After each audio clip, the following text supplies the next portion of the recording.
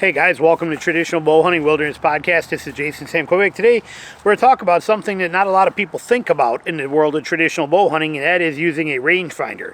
Not using a rangefinder for your hunting. Okay, not actually when you're out hunting, but I use this thing quite a bit here.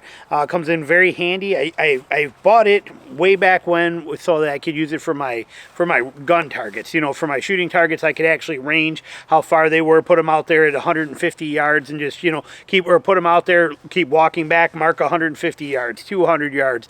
So it came in very handy for a lot of that kind of stuff for the shooting capabilities for firearms, but I use it tremendously when it comes to stump shooting, when it comes to setting things in my yard.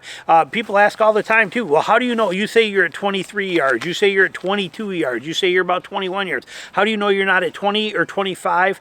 And you're right, it does vary, especially when you're in the woods and you can be off. But I'm usually pretty spot on because I use this quite regularly. I use it a lot when I'm out stump shooting, when I'm out practicing, when I'm out here in the yard practicing. I know where all these distances are because of this rangefinder. It's very easy for me to turn that, put that right on there, and give a click and see exactly where I'm at and know what my distances are. So when I'm at 3D shoots, I like using it just because of the fact, now I don't shoot a lot of 3D, but now that I'm down in Georgia, I will shoot more because there's a ton of them around me that are accessible anytime. And I'm going to bring this with me, not because I need it for gap shooting, we'll cover stuff like that, but because it helps me judge that in the field in real time.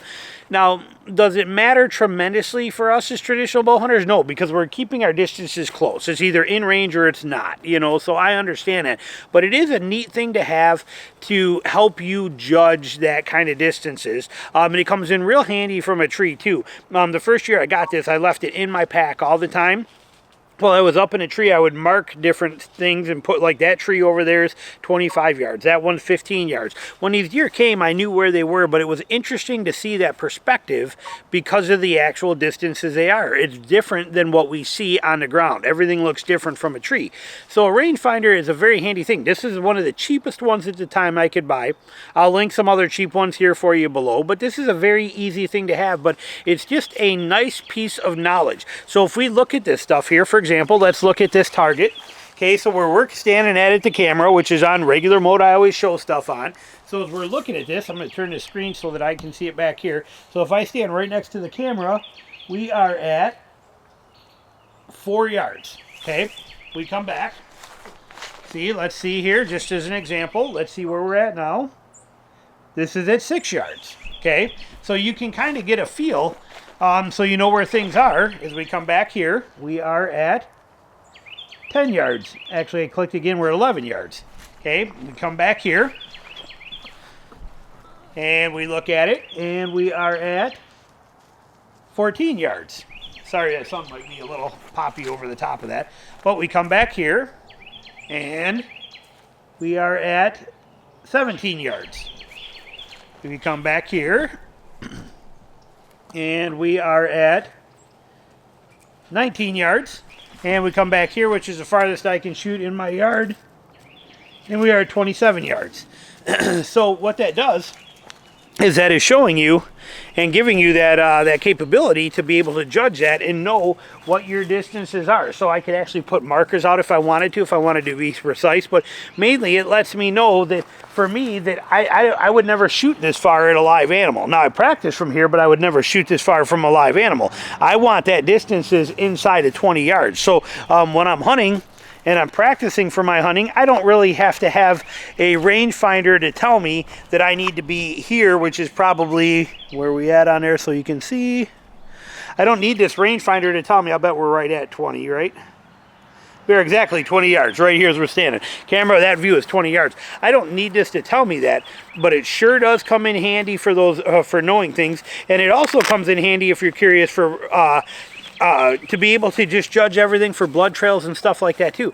I give a lot of serious things when I start saying that in there. It's like, okay, well, it went 80 yards, went about 120 yards. In order to know that, you have to judge yardages pretty good. And the best way to do that is to bring this out there with you. When you're just out wandering, you're stump shooting, you're doing things, if you see something, guess how far it is and hit it and check and see. And then when you're blood trailing out there, I look at it and I'm starting here for blood trail and I'm seeing where I'm going. And then I look back and I check my back mark on where I was, and I can look back and say, okay, well, I just went 30 yards to that one. And then I keep blood trail, and I look back, I was like, oh, we were over there. Okay, I'm 20 yards from that, and you're just doing the math in your head. But this is a valuable tool to help you figure out what those distances are. It comes in very handy, and it comes in very handy for all your shooting sports as well, too. Again, very easy to see where 10 yards is. Things like that are easier to pick up.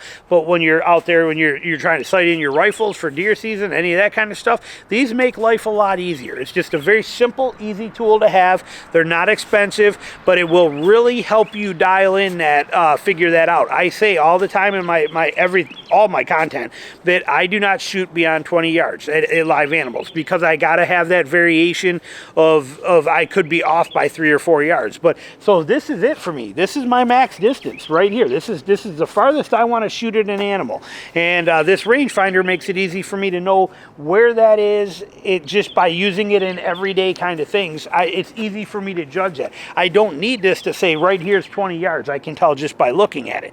It just makes it easier. But as you're pacing things off and using this a little bit, it sure will make you more accurate in your yardage estimation. You can also use this to pace off and see how many steps you are, because right now it's telling me I am exactly 20 yards. So I can pace this and see how many of my steps make 20 yards. Could I do that with a ruler? Yes, I could.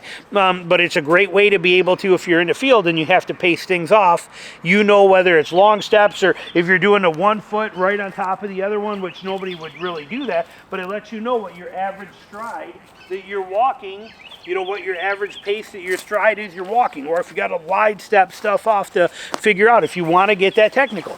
Not everybody does. Again, I understand that. We're traditional bow hunters. We really don't care. We got it's in range and it's not in range kind of a scenario, and I totally understand that. I do the same. But ever since I bought one of these, again, which I bought with the intention of using for firearms and targets and stuff like that, it's been absolutely awesome for using to help me out in my everyday hunting kind of stuff as well too. So simple rangefinder, not expensive. The batteries last in them forever, and like I said, I don't think you need to wear it around your neck and take it with you in the woods and use it for hunting and try to range deer. But it is a valuable tool. Now, if you are a gap shooter or you are a string walker or something like that, this will probably be much more valuable for you than me as an instinctive shooter. But it will let you really learn to judge that. If you know that your gap, if you're holding your gap and shooting heavy arrows, and say that your gap is yay big at at 20 yards or whatever your gap is, knowing where 20 yards is exactly is very important for you. If the gap drops down to this at 15, again, most of us are very okay knowing these little distances, but knowing more and being able to be accurate to within a yard or two, this will help you get there. When you shoot 3D, when you're being able to judge that distance as a string walker or gap shooter, you could bring one of these there and use it for 3D, but think about what that does for you as far as the judging the distance factor. If you're going on an elk hunt, any of that kind of stuff, or hunting pigs and things like that, where it's on the ground, still hunting kind of scenarios, but being able to know if he's at 21 yards or if he's at 24 yards. Because if he's at 24, I'm not shooting at him. If he's at 21, I'm probably not real. I don't want to shoot that far. But you just, by using this in the off time or at your 3D shoots and things like that, you're going to gain that skill of being able to judge accurately. Okay, we got a phrase we use all the time called the Tucker 20. It's funny because it's named after John Tucker from Tactics Saddle. But, every time, I've hunted with him my whole life. And, we'll be someplace, we'll be in Missouri or something, and I'll come to pick him up. I'll walk in and his stand, and he's still climbing down a tree. I'm like, did you see anything? Yeah, I shot a doe. She's over there at 20 yards. Or I shot the doe at 20 yards. My arrow should be over there. I walk over there, and I'm like, I see the arrow. And I'm like, looking at him, I'm like, this is 20 yards? He's like, well, yeah, it's 20 yards. I'm thinking, that's like 30 yards. He's kind of thing. And so we got a joke. Everything's a Tucker 20. So it could be anything from 5 yards to 50 yards. It's a Tucker 20. It works perfect. This will take you out of that element and will put it into perspective for you and have it where you really can judge those distances real easy, really fine tune, and just have it to the point where when you're out stump shooting, or like I am when I'm making these videos and I'm walking and I'm going, okay, that's 22 yards, that's 23 yards, this is 19 yards, we're about 18 yards.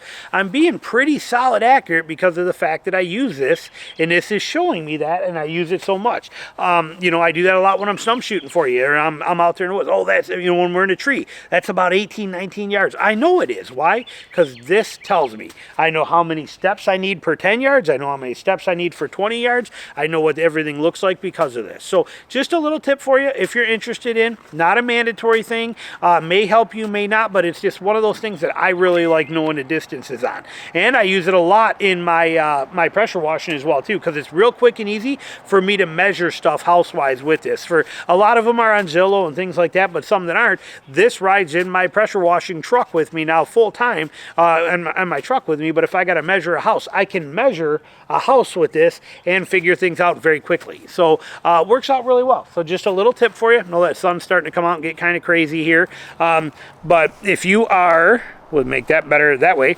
But a rangefinder is a cool tool to have, not a lifesaver or anything like that, but it is neat and you might really enjoy it. So give it a shot if you're interested. I will have links down below for you. Thanks for watching.